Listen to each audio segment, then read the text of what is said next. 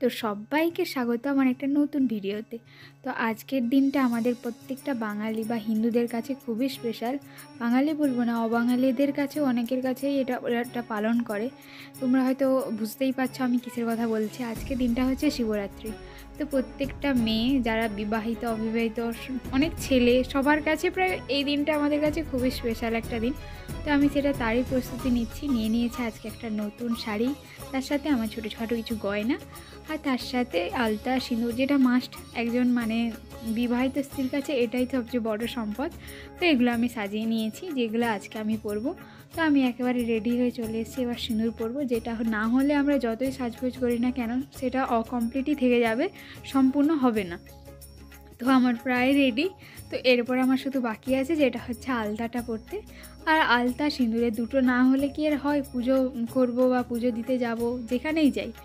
তো আমার দেখো হাতের অবস্থা, এখন আমি যখনই সিঁদুর পরি আর আমার সিঁদুর পরলে হাতে লাগবে না এটা প্রায় অসম্ভব। তো তারপর পরে নিচ্ছি আমার যে নেকলেসটা, এটা এর আগেও দেখেছো, এটা আমি প্রায় পরে থাকি। তোমাদের দাদাভাই বলছে নাকি আমাকে খুব সুন্দর লাগছে, কারণ অনেক দিন পর আমি এইভাবে সিঁদুর টিঁদুর পরে সেজেছি। আমি সিঁদুর প্রায় পরি, তবে অনেক দিন পর এরকম বউ করে টুকটুক পরে সেজেছি। তো তারপরে দেখো আমি নিয়ে নিচ্ছি ফুল, কারণ এরপর আমি এখানে চলে এসেছি চণ্ডী মন্দির। এখানকার গাছেরই এটা ফুল। আর আমার এটা রাস্তাটা দেখালাম না, এটা আমার বাড়ির একদম পেছন দিকে, আমার পাড়ার মধ্যে দিয়েই আসতে হয়। এই হচ্ছে আমার ফুলের ডালা। তো এটা হচ্ছে সেই জায়গা যেটা হচ্ছে চণ্ডী মন্দির। এখানে কোনো ঠাকুরের মূর্তি নেই, আমাদের এখানে এটা চণ্ডী মন্দির নামে এই জায়গাটাই পরিচিত। এইখানে বৃক্ষ বলো গাছ বলো যেটাই বলো, এখানে সবাই আর আমি কেন তাহলে বাদ যাই বলো। আমাকে কেমন লাগছে দেখো। তারপরে দেখো এই বোনটার সাথে আমি এসেছি, এটা হচ্ছে আমার বাড়ির পাশে এক ননদ, ও এসছে আমার সাথে। ও আর আমি দুজন মিলে এসেছি। ও দুধ ঢালবে, ও আজ আমার সাথে এসছে এমনটা নয়। তো ফার্স্ট ও আগে করে নিচ্ছে, আমি ওকে বললাম যে আগে তুমি দিয়ে দাও। এবার আমি তোমাদের ওর পুজো দিতে দিতে দেখিয়ে দিচ্ছি যে আমাদের মন্দিরটা কেমন।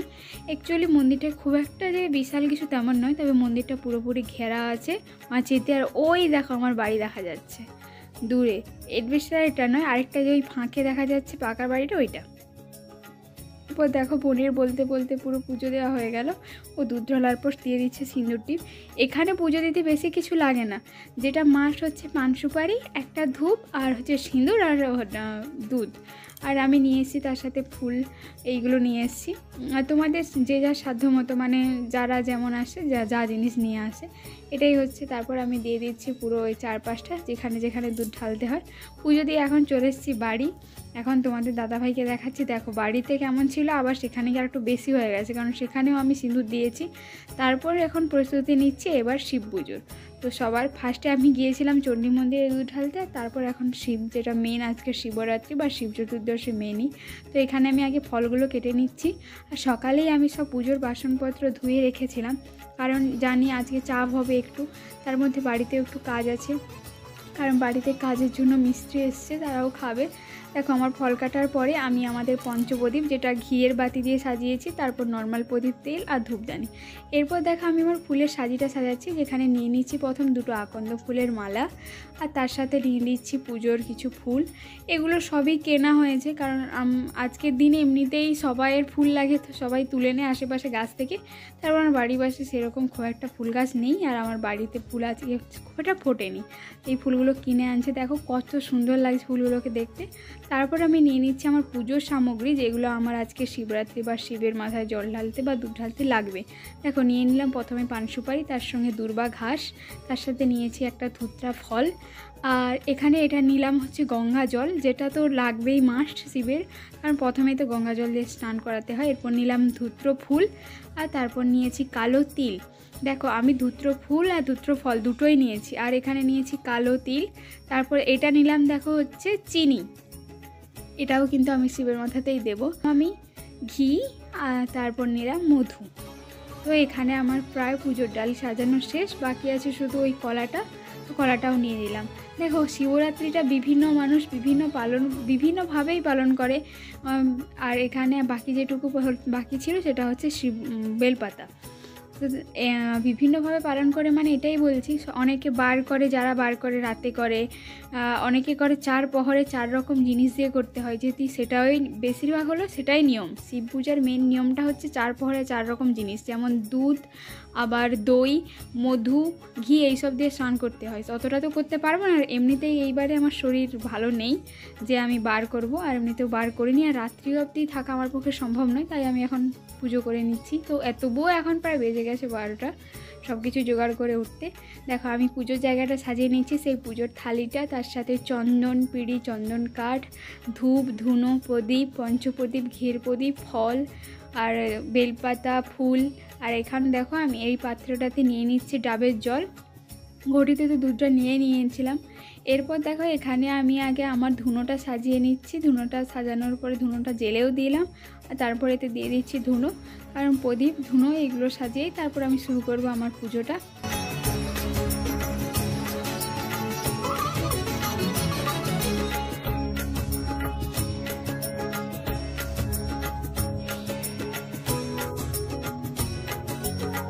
আমার বাকি ছিল একটা পুজোতে নিতে, যেটা হচ্ছে আতপ চাল, তো ওটাও আমি নিয়েছি এবার, কারণ ওটাও হচ্ছে মাস্ট।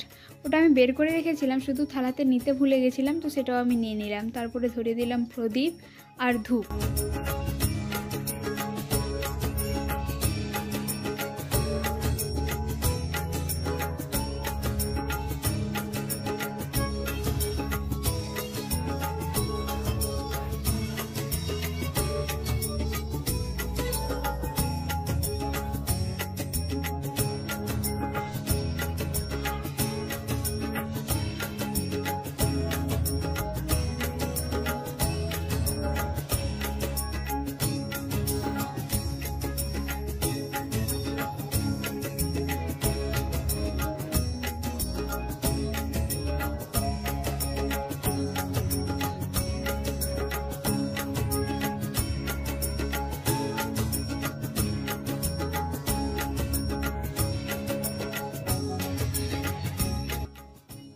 তো শিব পুজোর প্রথম নিয়ম হচ্ছে সবার আগে হচ্ছে সাদা চন্দন বা শ্বেত চন্দন যেটাকে বলে, ওটা সব কিছুতে ছিটিয়ে নিতে হবে এবং শিবকে ওটা দিয়ে ফার্স্ট স্নান করাতে হবে। আর শিবকে তারপরে হচ্ছে সবার প্রথম গঙ্গা জল দিয়ে স্নান করিয়ে নিচ্ছি আমি, আর তারপরে চন্দন দিয়েও স্নান করিয়ে দিলাম। এরপর আমি পরপর ঢালতে পারবো দুধ, তারপরে দুধের পর হচ্ছে তোমার মধু, তারপর হচ্ছে ঘি, তারপরে চিনি, তারপর আতপ চাল, তারপর কালো তিল। এইভাবেই কিন্তু আমি পুজোটা করি, আর তোমরাও এইভাবেই করবে। শুধু দুধ ঢালতে নেই কিন্তু শিবে, আমরা অনেকে এটা ভুল করি। আর আমি কিন্তু আমার ডাবটা ওই ঘটির দুধেই মিশিয়ে দিয়েছি, ডাবের জলটা। তারপর দেখো আমার বাড়ির যে শিব মূর্তি, সেখানেও একটা আকন্দ ফুলের মালা দিলাম, আর আমার শিবকেও একটা পরিয়ে নিলাম। তো এরপর আমি আমার পুজোটা পরপর শুরু করছি।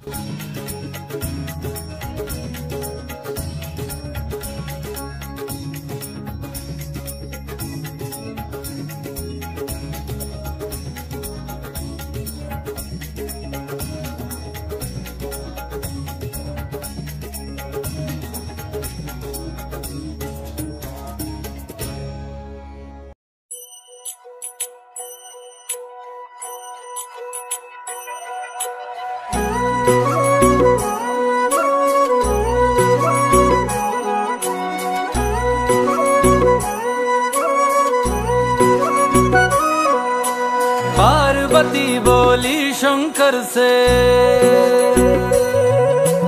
पार्वती बोली शंकर से, सुनिए भोलेनाथ जी, रहना है हर एक जन्म में मुझे तुम्हारे साथ जी।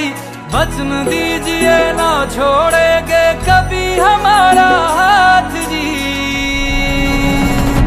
ओ भोलेनाथ जी, ओ शंभुनाथ जी, ओ भोलेनाथ जी, ओ शंकरनाथ जी, ओ भोलेनाथ जी, ओ शंभुनाथ जी, ओ भोलेनाथ जी, ओ शंकरनाथ जी।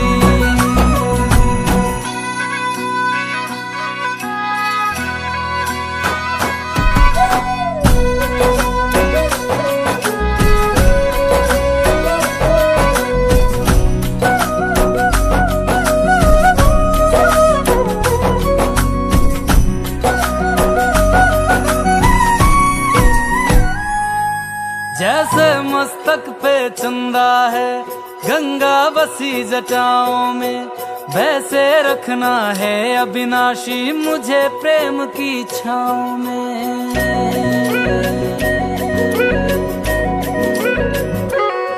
जैसे मस्तक पे चंदा है गंगा बसी जटाओं में, वैसे रखना है अविनाशी मुझे प्रेम की छाँव में।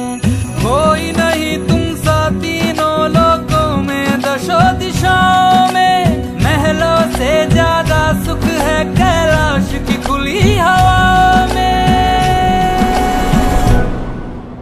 तुम हो जहाँ बहार होती है, तुम हो जहाँ वहाँ होती है अमृत की बरसात जी। रहना है हर एक जन्म में मुझे तुम्हारे साथ जी। वचन दीजिए ना छोड़ोगे कभी हमारा हाथ जी। ओ भोलेनाथ जी, ओ তো এক এক করে যেমন হচ্ছে গঙ্গা জল, শ্বেতচন্দন, তারপরে হচ্ছে দুধ ডাবের জল, এরপর মধু, এরপর ঘি, তারপর হচ্ছে চিনি, তারপর হচ্ছে আতপ চাল এবং তারপর কালো তিল, এই সব, তারপরে তো আমার বেলপাতা, পান সুপারি এগুলো আছে। সব কিছু দিয়ে পরপর আমি শিবটা পুরোপুরি মানে ঘি এগুলো যেগুলো মাখানোর বা যেগুলো ঢালার পরপর ঢেলাম, পুজো হয়ে গেছে। তারপর বাড়ির ঠাকুরগুলোতেও আমি একটু করে দিয়ে দিচ্ছি, আর আমার প্রসাদেও তারপর একটু করে বেলপাতা দিয়ে দিলাম, কারণ আমার পুজো প্রায় কমপ্লিটের পথে। তো এভাবেই আমি আমার পুজোটা প্রায় শেষ করলাম।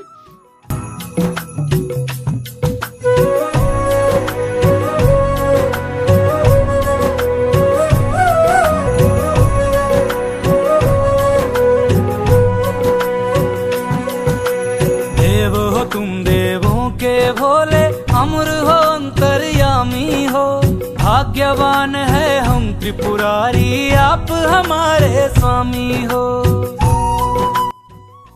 এরপর আমি করছি আরতি, যেটা হচ্ছে পুজোর মেন পার্ট। এটা হচ্ছে আমার বাড়ির পঞ্চপ্রদীপ, এটা আমি ঘি দিয়ে বাতিটা করেছি 5টা। তো পঞ্চপ্রদীপ এবং ধূপ সব কিছু দিয়ে সব বাড়ির ঠাকুর এবং এই শিবলিঙ্গ এবং শিবমূর্তি প্রতিটাতে আমি আরতি করে নিচ্ছি। ফার্স্ট প্রদীপ দিয়ে এবং তারপরে হচ্ছে ধূপ দিয়ে। তো আমার আরতি করা প্রায় এখন শেষের পথে। আর এই পঞ্চপ্রদীপের তাপটা আমি তারপর আমার পুরো বাড়িতেই কিন্তু দিয়ে দিয়েছিলাম। আর আমাদের সবাই বাড়ির যারা ছিল তারাও পঞ্চপ্রদীপের তাপটা নিয়েছে। এটা নেওয়া খুবই মঙ্গল, আর বাড়িতে এটা দেওয়াও খুব ভালো, মাঝে মাঝে বাড়িতে দিলেও খুব ভালো হয়। আমি প্রায় বাড়িতে এই পঞ্চপ্রদীপটা দিই।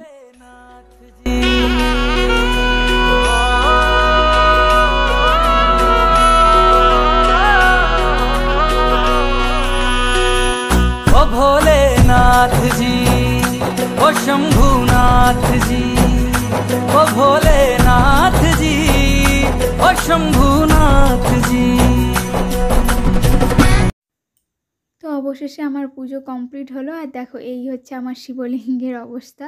এরপর চলে এসেছি তড়িঘড়ি করে রান্নার কাছে। দেখো এখানে আমি সবজি কেটেছিলাম, আমার সবজি কাটা প্রায় সব শেষ। আর এদিকে রান্না কিন্তু অলরেডি চাপিয়েও দিয়েছি আর সবজিও কাটছি। একদিকে হচ্ছে ভাত, একদিকে হচ্ছে ডাল সিদ্ধ, আর তার সাথে ওই সাইডে আমি সবজিগুলো সব কেটে ধুয়ে নুন ফুট মাখিয়ে নিচ্ছি। আর তোমাদের দাদাভাই আমাকে জিজ্ঞেস করছিলো যে কী রান্না হচ্ছে, আমি তাকে সেটাই বলছিলাম যে আজকে হচ্ছে ডাল আর হচ্ছে 4-5 রকমের সবজি দিয়ে, যেমন শুক্তো, তারপর হচ্ছে বীজকলা দিয়ে বীজকলার ভাজি। তো দেখো আর হচ্ছে বড়ি ভাজা। তো দেখতে দেখতে আমার সব রান্না কমপ্লিটও হয়ে গেছে। দেখো এখানে আছে বড়ি ভাজা, যদিও 1-2জনের খাওয়া হয়ে গেছে। বীজকলার ভাজি, এখানে আছে শুক্তো, আর হয়েছে মটরশুঁটি দিয়ে ডাল। তো এটাই হচ্ছে আমাদের আজকের মেনু। তো আমার আজকের ব্লগ ভিডিওটা এইখান অবধি। তোমরা কে কে শিব পূজা করেছো বা আজকের দিনটা কেমন কাটলো জানাবে। টাটা।